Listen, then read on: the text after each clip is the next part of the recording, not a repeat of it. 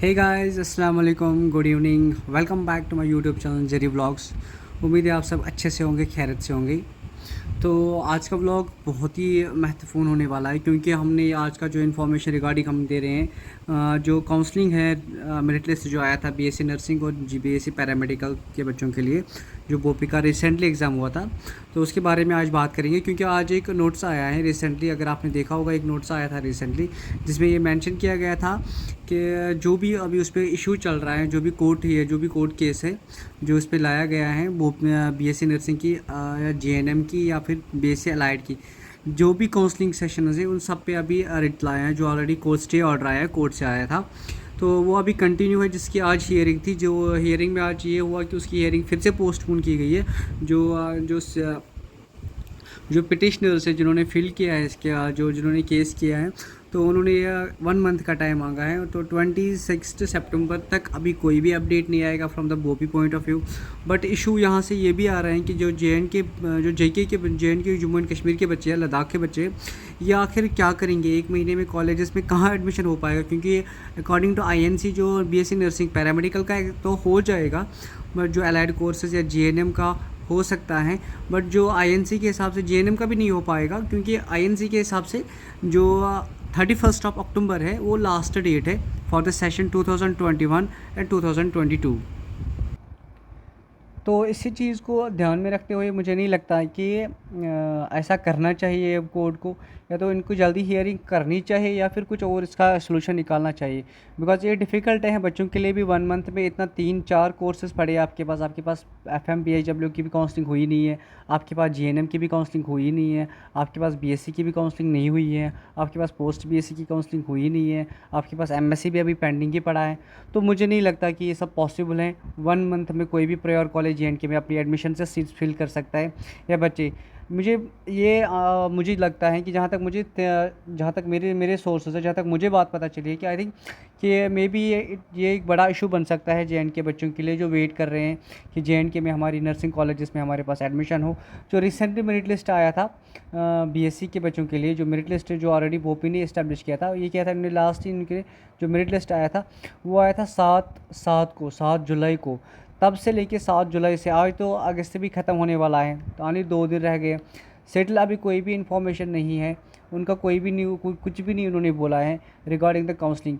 Almost कितना time हो गया और उन्होंने कोई भी अपडेट अभी तक काउंसलिंग का नहीं दिया है। तो जो मुझे लगता है कि सबसे बड़ा इशू है, सबसे बड़ा नाकामी है जेके बोपी की। क्योंकि अदरवाइज़ अभी तक अगर आप देख सकते हो कि बाकी कॉलेज, अगर हम बाबा फरीद यूनिवर्सिटी की बात करें तो उन्होंने तो लास्ट डेट उन्होंने जो रखा है, उनकी काउंसलिंग तो स्टार्ट हो ही गई है 28 से, जो 29 से स्टार्ट हो गई उनकी काउंसलिंग की प्रॉपर्ली। 28 लास्ट डेट था उनका भी रजिस्ट्रेशन का, उन्होंने क्लोज़ कर दिया है।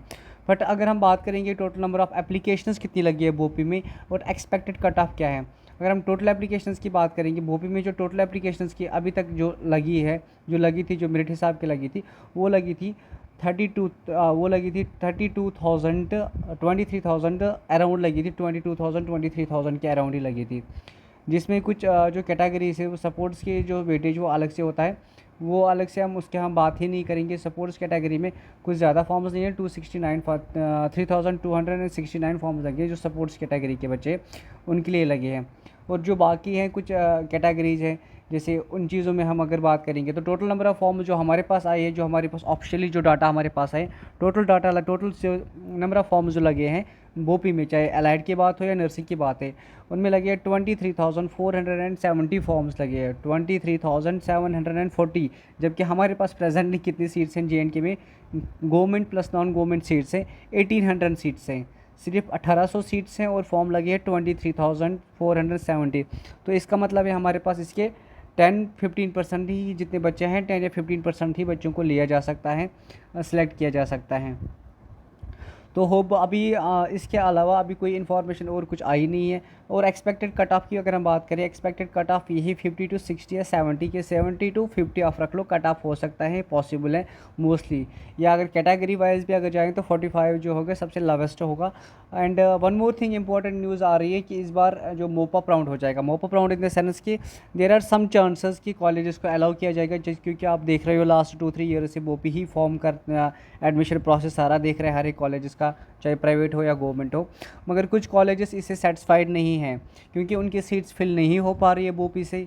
तो जिसमें से कुछ कॉलेजेस अब बंद आने के कगार पे भी आ चुके हैं, क्योंकि ऑब्वियसली जब मैन पावर नहीं आएगा, बच्चे नहीं आएंगे, तो कॉलेज चलाना is a big difficult thing for every जो कॉलेज ओनर हैं या जो कॉलेज जो रन कर रहे हैं अभी।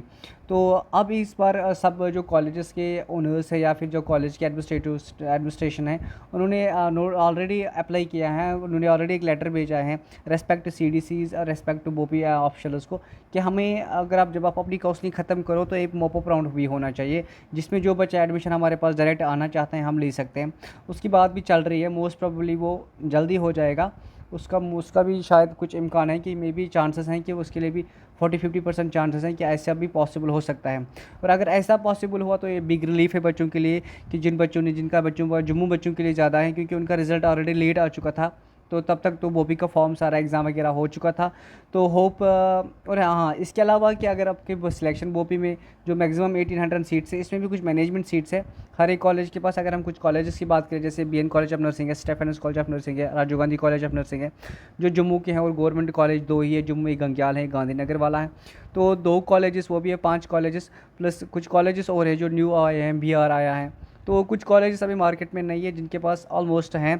तो मैक्सिमम जिस कॉलेज के पास सिटी सीट एक्सपेंसिव होगी, अगर किसी के पास 80 सीट्स हैं तो उसका 15% मैनेजमेंट कोटा होता है। डैट मीन्स अगर 80 है तो वो 10 सीटें या 11 सीटें क्या ले सकता है, मैनेजमेंट सीटें ले सकता है। तो मैनेजमेंट सीट्स डिफाइंड एज वो कैसे करते हैं, वो इसका एडमिशन डिफाइन कैसे कर सकते हैं, कि वो आपके परसेंटेज के बेस पे कट ऑफ होता है। वो डोनेशन बेस भी हो सकता है, वो कॉलेज पे वो डिपेंड करता है, पॉलिसी ऑफ द कॉलेज वो कैसे एडमिशन लेना चाहेंगे।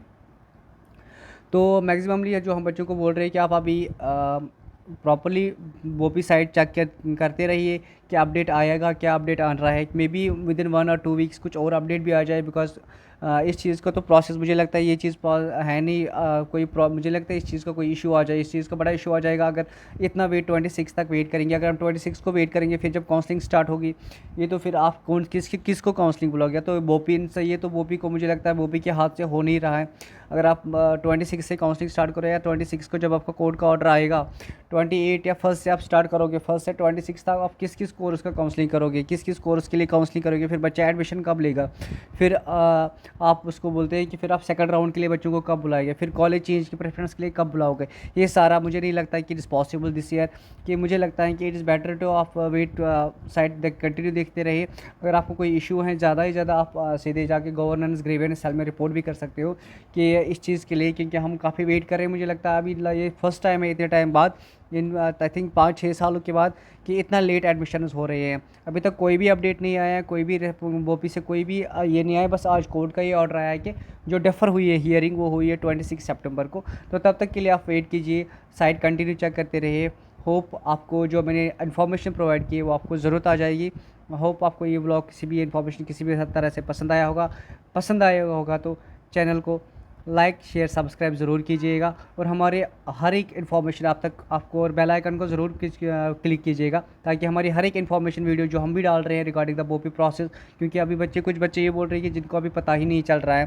तो हमारा नेक्स्ट वीडियो भी GNM के रिगार्डिंग आ रहा है, तो आप बेल आइकन को क्लिक करके उस पर ऑल नोटिफिकेशंस के लिए आपको नोटिफिकेशन मिल जाएगी टाइम पे, जब हम कोई वीडियो अपडेट करेंगे रिगार्डिंग द इन्फॉर्मेशन के लिए। तब तक के लिए दीजिए इजाज़त, खुदा हाफिज़, गुड बाय।